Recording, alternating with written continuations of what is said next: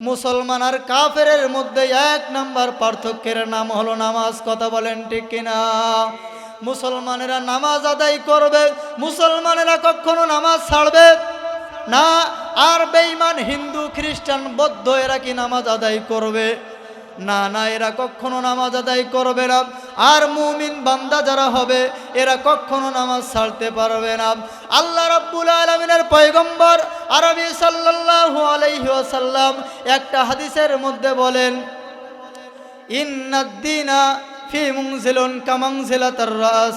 আল্লাহর পয়গম্বর বলেন, একজন মানুষের সমস্ত শরীরের মধ্যে যেমন মাথা জরুরে, দিনের মধ্যেও ঠিক তেমনি ভাবে হলো নামাজের জরুরে।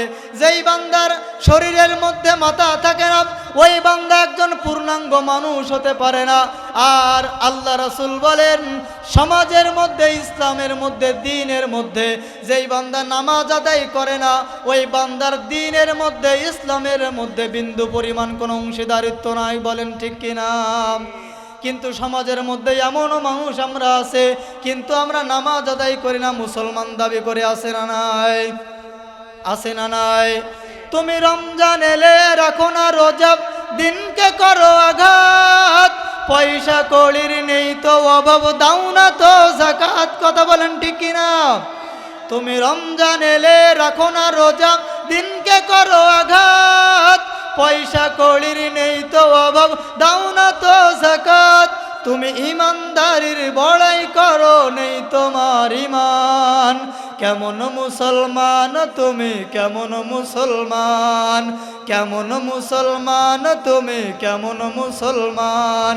আরে নামাজের সাথে নাই পরিচয়, মানো না কোরআন, তুমি কেমন মুসলমান, কেমন মুসলমান তুমি, কেমন মুসলমান।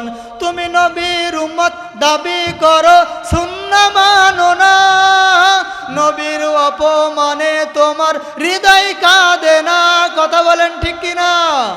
তুমি নবীর উম্মত দাবি করো, সুন্নাহ মানো না, নবীর অপমানে তোমার হৃদয় কাঁদে না। তুমি বিজাতীয় সংস্কৃতিতে সপেছো পরাণ, কেমন মুসলমান তুমি, কেমন মুসলমান।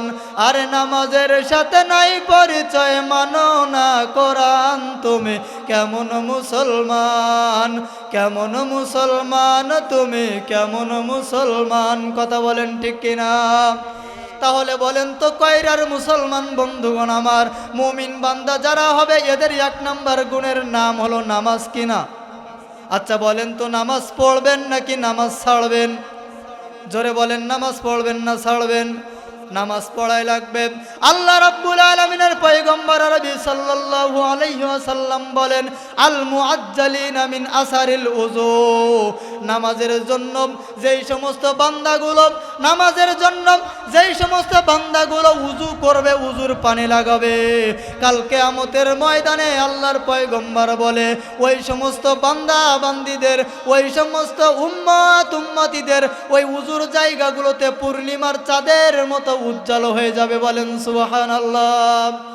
আল্লাহর পয়গম্বর বলেন, ওই উজ্জ্বল চেহারাগুলো, ওই উজ্জ্বল জায়গাগুলো দেখে দেখে আমি আমার উম্মতদেরকে চিনতে পারবো। আর আমার উম্মতদেরকে দেখার সাথে সাথে আমি হাত ধরে আমি আমার উম্মতদেরকে জান্নাতুল ফিরদাউসের মেহমান বানিয়ে নেব।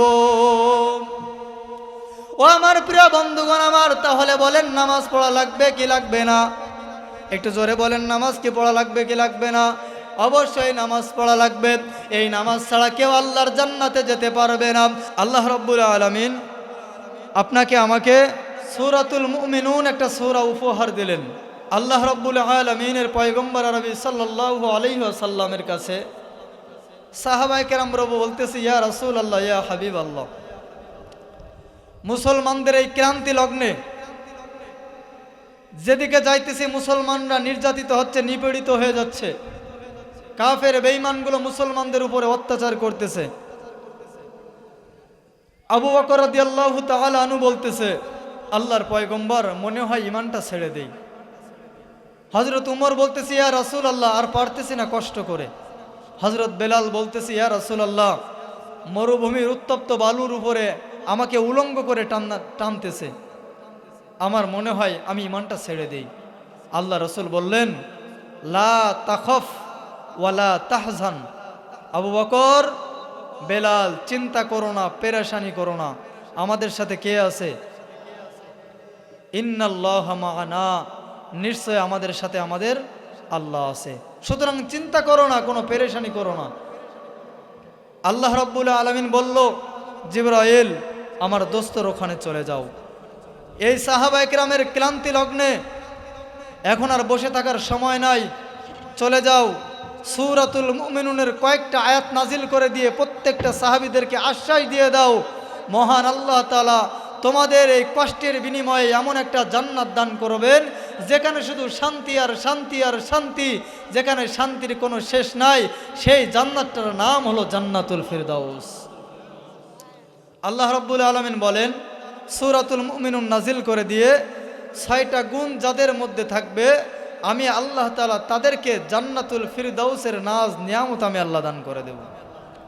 আমরা জানতে রাজি আছি না সেই 6 গুণের নাম কি? আল্লাহ রাব্বুল আলামিন পবিত্র কালামের মধ্যে বলেন,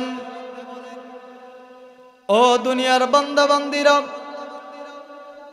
ও আমার সাহাবায়ে কেরামরা, ও আমার পয়গম্বরের সাহাবায়ে কেরাম, ও আমার প্রিয় বান্দা বান্দিরা, মনে হয় তোমাদের উপরে জুলুম আর নির্যাতনের স্টিম রোলার চালানো হচ্ছে। এটা আমি মহান আল্লাহ তাআলা আরশ থেকে দেখতেছি। কিন্তু আমি আল্লাহ রাব্বুল আলামিন তোমাদেরকে বলে দিলাম, তোমরা চিন্তা করো না। লা তাখাফু ওয়া লা তাহজানু ওয়া আনতুমুল আলাউনা ইন কুনতুম মুমিনিন। তোমরা যারা মুমিন হতে চাও তোমরা কোনো টেনশন করো না। তোমরা যারা মুমিন বান্দা বান্দি হতে চাও তোমরা কেউ পেরেশানি করবা না। আমি আল্লাহ রাব্বুল আলামিন তোমাদের আনন্দের উপরে আনন্দ দেওয়ার জন্য আমি আল্লাহ তাআলা তোমাদের উপরে একটা সূরা নাজিল করে দিলাম। আল্লাহ রাব্বুল আলামিন বলে, এই সূরাটার দিকে যদি কোনো মুমিন বান্দা বান্দিরা অগ্রসর হয়ে নিজের জীবনটা পরিবর্তন করতে চায়, আল্লাহ তাআলা বলে, উলাইকা হুমুল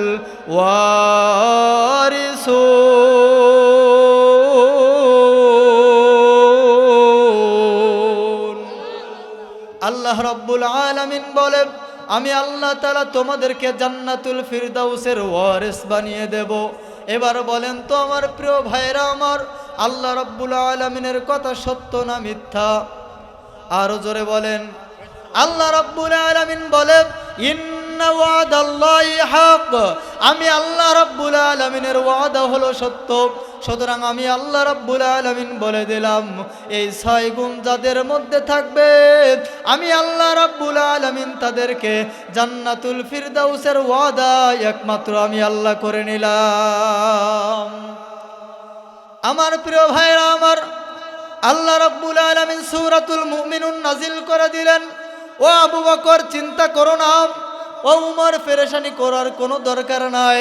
ও উমর, টেনশনও করবা না, কোনো কিছুই তোমরা করবা না, কোনো ঘাবড়ায় যাওয়ার কোনো সুযোগ নাই।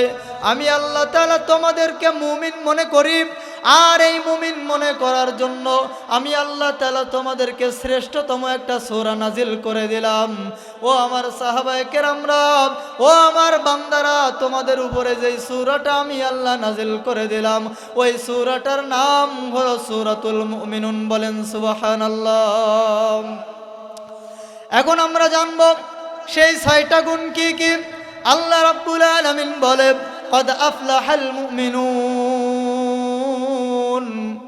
মুমিনরাই হলো সফল কাম। যারা চোর এরা সফল কাম না, যারা ডাকাত এরা সফল কাম না, যারা আওয়ামী লীগ করেছে এরা কেউ সফল কাম নয়। এটা কার কথা? আল্লাহ রাব্বুল আলামিনের কথা, যারা কোরআন দিয়ে যারা নিজেদের জীবনটাকে সাজিয়েছে।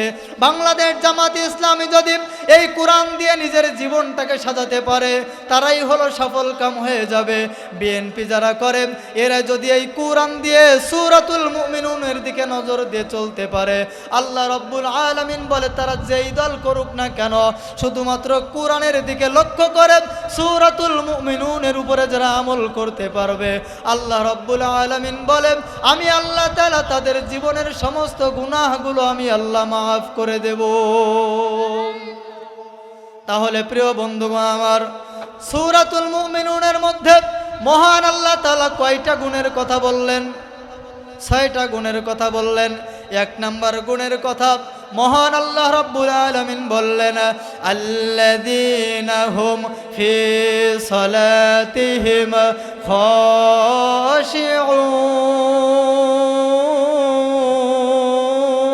খাশিউন। আল্লাহ রাব্বুল আলামিন বললেন মুমিন যারা হবে এদের 1 নম্বর গুণের নাম হলো নামাজ আদায় করবে। এরা কখনো নামাজ ছাড়তে পারবে না। মুমিন বান্দা যদি হতে চাও, তারাবির নামাজ আদায় করা লাগবে।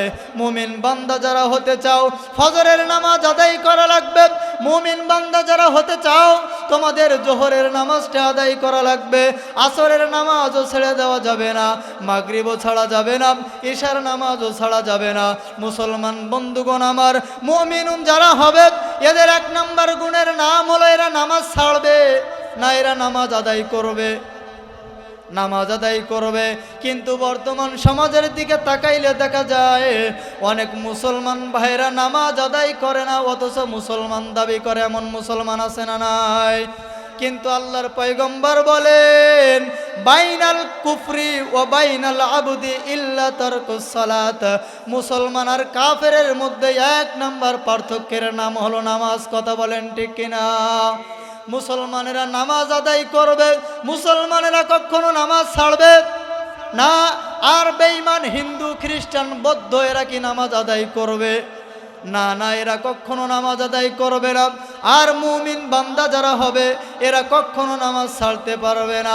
আল্লাহ রাব্বুল আলামিনের পয়গম্বর আরবি সাল্লাল্লাহু আলাইহি ওয়াসাল্লাম একটা হাদিসের মধ্যে বলেন, ইন্নাদ-দীনা ফি মুনজিলুন কামানজিলাতার রাস। আল্লাহর পয়গম্বর বলেন একজন মানুষের সমস্ত শরীরের মধ্যে যেমন মাথা জরুরে, দিনের মধ্যেও ঠিক তেমনি ভাবে হলো নামাজের জরুরে। যেই বান্দার শরীরের মধ্যে মাথা থাকে না, ওই বান্দা একজন পূর্ণাঙ্গ মানুষ হতে পারে না।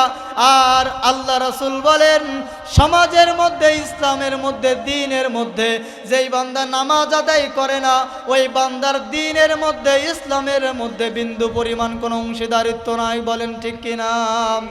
কিন্তু সমাজের মধ্যে এমনও মানুষ আমরা আছে, কিন্তু আমরা নামাজ আদায় করি না, মুসলমান দাবি করে। আছে না নাই? আছে না নাই?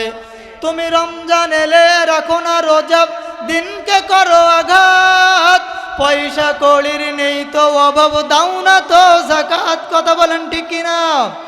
তুমি রমজান এলে রাখো না রোজা, দিনকে করো আঘাত, পয়সা কড়ির নেই তো অভাব, দাও না তো যাকাত। তুমি ইমানদারির বড়াই করো, নেই তোমার ইমান।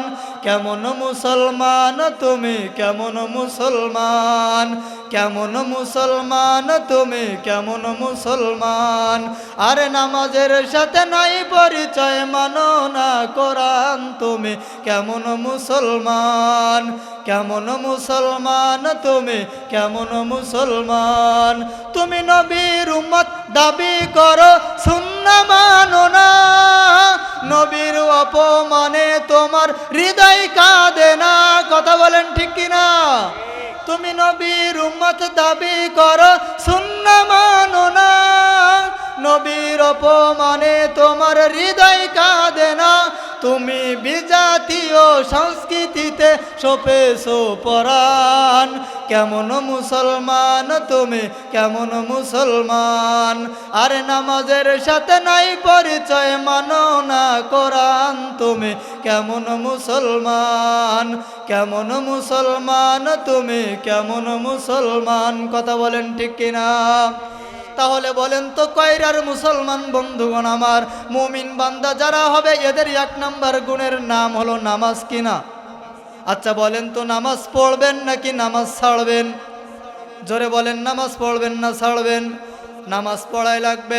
আল্লাহ রাব্বুল আলামিনের পয়গম্বর আরবি সাল্লাল্লাহু আলাইহি ওয়াসাল্লাম বলেন, আল মুআজ্জালিনা মিন আসারিল উযু, নামাজের জন্য যেই সমস্ত বান্দাগুলো উযু করবে, উযুর পানি লাগাবে, কাল কিয়ামতের ময়দানে আল্লাহর পয়গম্বর বলে ওই সমস্ত বান্দা বান্দীদের, ওই সমস্ত উম্মতিদের ওই উযুর জায়গাগুলোতে পূর্ণিমার চাঁদের মতো উজ্জ্বল হয়ে যাবে। বলেন সুবহানাল্লাহ।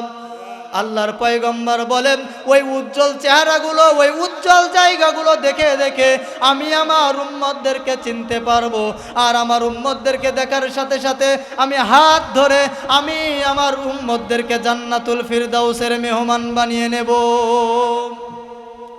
ও আমার প্রিয় বন্ধুগণ আমার, তাহলে বলেন নামাজ পড়া লাগবে কি লাগবে না? একটু জোরে বলেন, নামাজ কি পড়া লাগবে কি লাগবে না? অবশ্যই নামাজ পড়া লাগবে। এই নামাজ ছাড়া কেউ আল্লাহর জান্নাতে যেতে পারবে না। ও আমার প্রিয় বন্ধুগণ আমার, 2 নাম্বার গুণের নাম হলো ওয়াল্লাযীনা হুম আনিল লাগবি মুরিদুন। আল্লাহ রাব্বুল আলামিন নিজেই পবিত্র কালামের মধ্যে সূরাতুল মুমিনুনের মধ্যে নাযিল করে দেন, মুমিনদের 2 নাম্বার গুণ হবে এরা কখনো অনর্থক কথা বলবে না। কি কথা বলবে না? এরা কোনো আজে বাজে কথা বলবে না, এরা অনর্থক কথা বলবে না। কিন্তু বর্তমানে দেখতে পাই চায়ের দোকানে গেলে আর আজে বাজে কথা ছাড়া ভালো কথা এরা বলে। আচ্ছা চায়ের দোকানে কি হয়? কোরআনের কোন আয়াতে আল্লাহ কি বলছেন এটা বাস্তবায়ন করে চার দোকানদারেরা? না না, এরা চার দোকানে বসে বসে শুধুমাত্র ফাও কথা বলে, এরা আজে বাজে কথা বলে। আল্লাহর পয়গম্বর আরবি সাল্লাল্লাহু আলাইহি ওয়াসাল্লাম বলেন, মা বাইনা লিহিয়াইহি ওয়া মা বাইনা রিজলাইহি আজমান লাহুল জান্নাহ।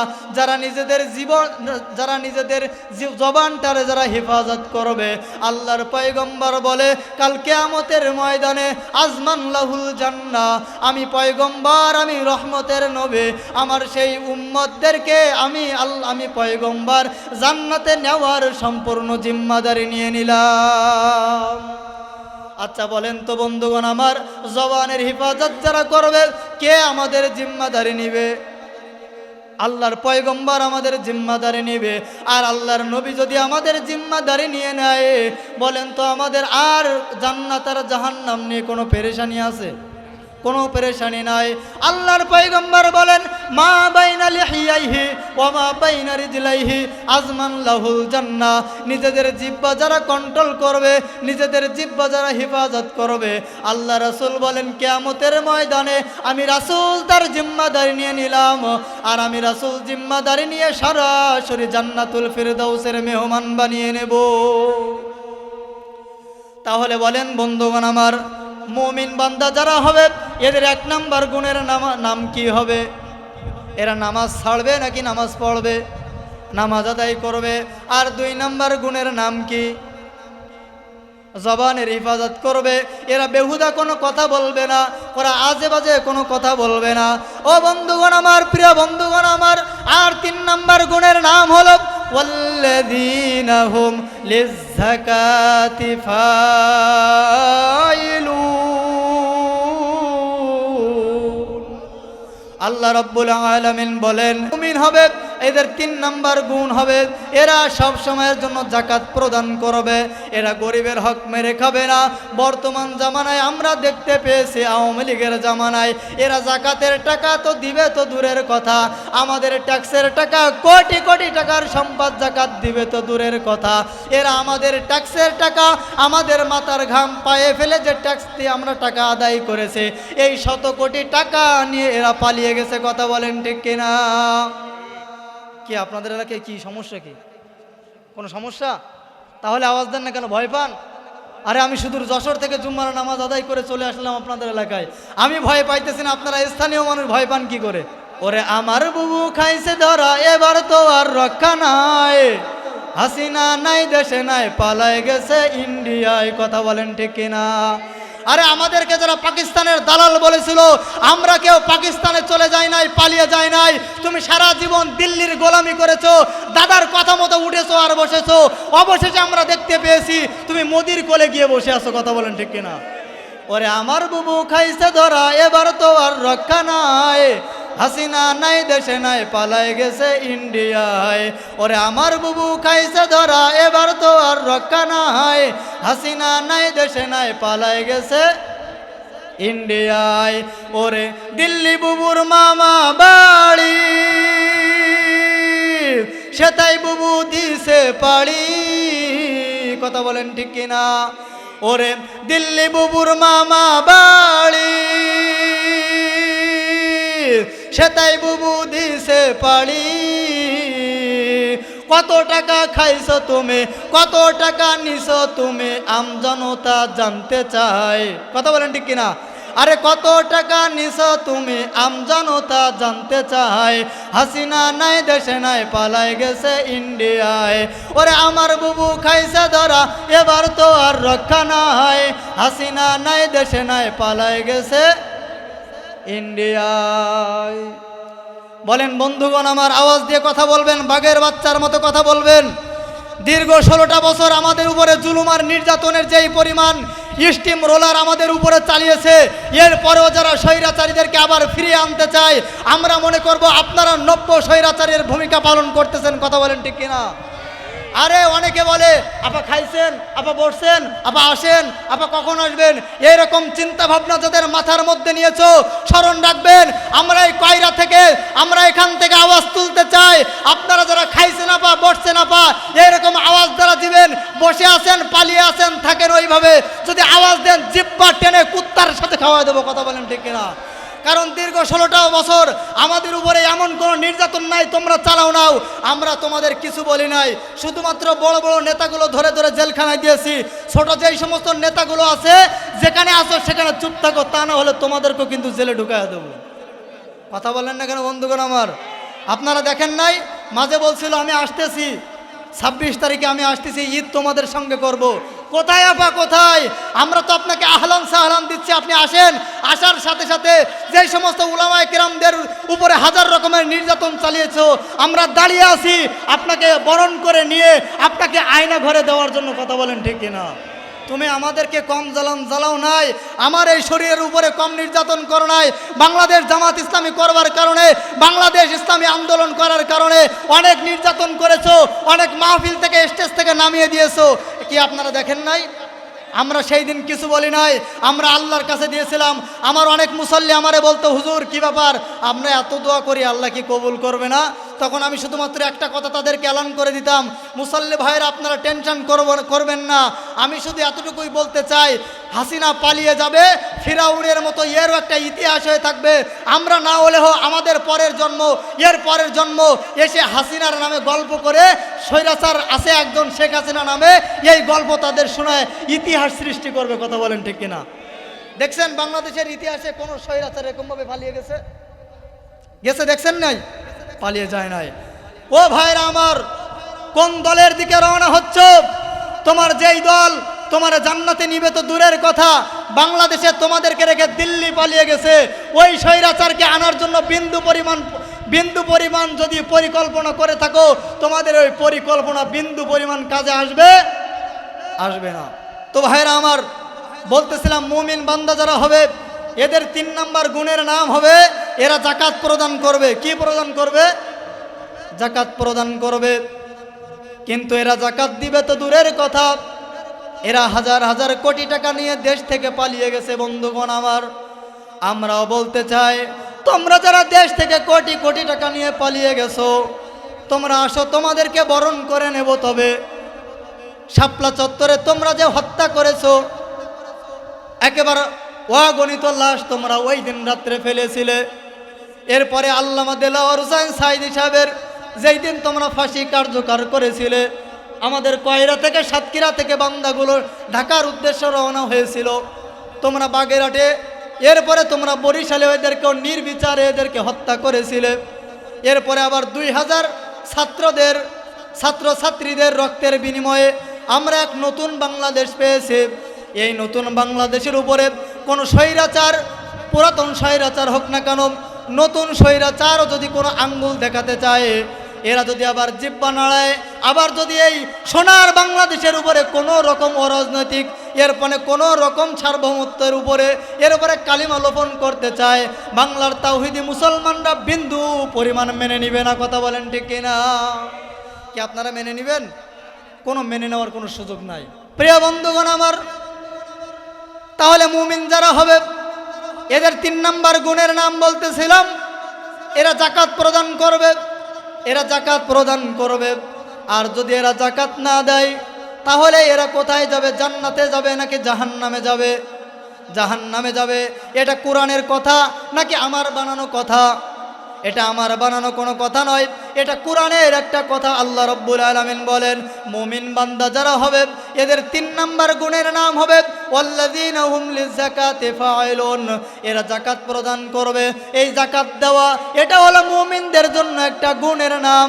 আর জাকাত না দেওয়া এটা হলো বেঈমানদের একটা সিফাত, বেঈমানদের একটা গুণ। বলেন তো বন্ধুগণ আমার, এরপরে আমাদের জাকাত দেওয়া দরকার আছে না নাই? একটু জোরে বলেন, জাকাত দিবেন কি দিবেন না? যারা ধনার্থ হবে, যারা নেশাব পরিমাণের মালিক হবে, এদের জাকাত দেওয়া লাগবে। আর যদি এরা জাকাত না দেয়, আল্লাহর পয়গম্বর বলেন কাল কিয়ামতের ময়দানে এদের যে সম্পদটা ছিল এই সম্পদটা এদের গলার মধ্যে ঝুলিয়ে দেওয়া হবে। আর ঝুলিয়ে দিয়ে এই সম্পদ তাদের জন্য সাফ হয়ে যাবে। এই সাপ তাদেরকে একবার করে দংশন করবে। এরা 70,000 গজ এরা মাটির নিচে চলে যাবে। এরপর আবার উঠবে, এরপরে আবার আরেকটা দংশন করবে। এরা এইভাবে কিয়ামত পর্যন্ত চলতে থাকবে। প্রিয় বন্ধুগণ আমার, ও আমার কয়রার মুসলমান বন্ধুগণ আমার, জাকাত দেওয়া দরকার আছে না নাই? জাকাত দেওয়া দরকার আছে। আল্লাহর পয়গম্বর বলে জাকাত দেওয়া এটা হলো জান্নাতি মানুষের একটা গুণের নাম। সুবহানাল্লাহ। আর জাকাত না দেওয়া এটা হলো জাহান্নামী ব্যক্তিদের একটা আলামত। এবার বলেন তো বন্ধুগণ, আপনার আমার জাকাত দেওয়ার সামর্থ্য থাকলে জাকাত দেওয়া লাগবে কি লাগবে না? ইচ্ছাকৃতভাবে জাকাত ত্যাগ করা যাবে না। আল্লাহর পয়গম্বর বলেন নামাজ পড়া যেমন ফরজ, এরপরে জাকাত দেওয়া ঠিক তেমনি ফরজ। জাকাত যদি না দাও তাহলে তোমার গুনাহগার হয়ে যেতে হবে। বলেন তো বন্ধুগণ আমার, সমাজের মধ্যে জাকাত দেয় না এমন পাবলিক আছে না নাই? বলেন তো এমন নেতা আছে না নাই? আপনাদের এলাকায় মনে হয় নাই। তাহলে আপনারা আওয়াজ দেন না কেন? কিসের ভয়? ভয় করলে হবে না। আমাদের বাংলাদেশ নতুন স্বাধীনতা অর্জন করেছে। আমরা 1952 সাল দেখে নাই, আমরা 1971 সাল দেখে নাই, কিন্তু 2024 সাল দেখেছি। যেই দেশে 2024 সালের পরে শেখ হাসিনার মতো কোনো নব্য জাহেল বাংলাদেশে ঢুকতে পারবে না। এরপরে আমরা চিন্তা ভাবনা করেছি, দেখেন 16 বছর স্বৈরাচারকে যদি আমরা আন্দোলন করে বাংলাদেশ থেকে পালিয়ে যেতে বাধ্য করি, এরপরে যারা স্বৈরাচার হাসিনার মতো যারা ভূমিকা পালন করবে, তোমাদেরকেও কিন্তু দেশ ছাড়তে আমরা বিন্দু পরিমাণ দেরি করবো না। কথা বলেন ঠিক কিনা? এরপরও কিসের ভয়? আরে মন খুলে বক্তাগুলো, উলামায়ে কেরামগুলো, আমার মতো আলেমরা এরকমভাবে ওয়াজের মঞ্চে উঠে কোরআন হাদিসের কথা বলো, নিজের দ্বিধায় কথা বলে যাচ্ছে। আরে কোনো ভয় নাই, কোনো আতঙ্কিত নাই, হাসিনা নাই, কোনো নেতা নাই, উবাইদুল কাদের নাই, কেউ নাই। আমরা শুধু আছি উলামায়ে কেরামরা। কথা বলেন ঠিক কিনা? আর শুধুমাত্র আছেন আপনারা পাবলিকরা, আপনারাও এটাই চেয়েছিলেন আরে হাসিনা চলে যাক। কোরআনের কথাগুলো যেইভাবে বাধা দিচ্ছিল এটা কি আপনারা মেনেছিলেন? বলেন, দেখেন নাই? আল্লামা মামুনুল হক হলো একটা বাঘের বাচ্চা। কথা বলেন না কেন? সেই বাঘের বাচ্চাটাকে কি করেছিল দেখেন না আপনারা? হুইল চেয়ারে বসায় দিয়েছিল। রফিকুল ইসলাম মাদানী, যার চেহারার দিকে ছোট্ট বাচ্চা হইলেও কি রফিকুল ইসলাম মাদানীর চেহারার দিকে তাকাইলে ইমানি শক্তি স্পৃহা বেড়ে যায়। কথা বলেন ঠিক কিনা? আরে আমরা তো আল্লামা মামুনুল হকের দিকে তাকিয়ে থাকি, আমরা তো ডক্টর শফিকুর রহমানের দিকে তাকিয়ে থাকি। দেখেন তো রফিকুল ইসলাম মাদানীর কি অবস্থা করেছিল এই জাহেলরা, এই ফিরাউনরা কি করেছিল। আর রফিকুল ইসলাম মাদানীকে কি করেছিল, আল্লামা দেলাওয়ার হোসেন সাইদি সাহেবকে কি করেছিল দেখেন না আপনারা? ইনজেকশন দিয়ে আল্লাহর বান্দাকে দুনিয়া থেকে বিদায় করে দিয়েছে। কি দোষ ছিল? একটাই দোষ ছিল, এই কোরআনের কথাটা মানুষের দ্বারে দ্বারে গিয়ে, মানুষের দুয়ারে দুয়ারে গিয়ে কোরআন হাদিসের সঠিক কথাগুলো মানুষের দ্বার প্রান্তে পৌঁছে যাওয়া। কথা বলেন ঠিক কিনা? এরপরও সেই লোকটাকে ওরা থাকতে দেয় নাই, এরপরও সেই লোকটারা তারা বাঁচতে দেয় নাই। কত সুন্দর করে হাসপাতালের দিকে যাইতেছে, সেখানে যে নার্স ছিল, নার্স বলল, আমি দেখলাম হুজুরকে খুব সুন্দর করে ভিতরে ঢুকানো হয়েছে, আশপাশের থেকে কে যেন একটা ইঞ্জেকশন নিয়ে এসে হুজুরের ইঞ্জেকশন দিয়েছে, ইঞ্জেকশন দেওয়ার পরেই হুজুর আস্তে আস্তে শুয়ে পড়ল। এরপরেও কি আপনারা চান যে ওই স্বৈরাচার আবার ক্ষমতায় আসুক? জোরে কথা বলেন, আপনারা কি চান এরপরেও স্বৈরাচার আবার ক্ষমতায় আসুক? আমরা কখনো চাই না। আমরা ওই স্বৈরাচারকে তো চাই না, এরপরেও যারা কোরআনের বিরুদ্ধে যারা কথা বলবে, এরপরেও যারা নব্য ফিরাউন সাজতে চাবে, এদেরকেও আমরা ক্ষমতায় দেখতে চাই না। কথা বলেন ঠিক কিনা? আরে আপনারা মনে করতেছেন হুজুর এখন তো আর কেউ কিছু বলে না।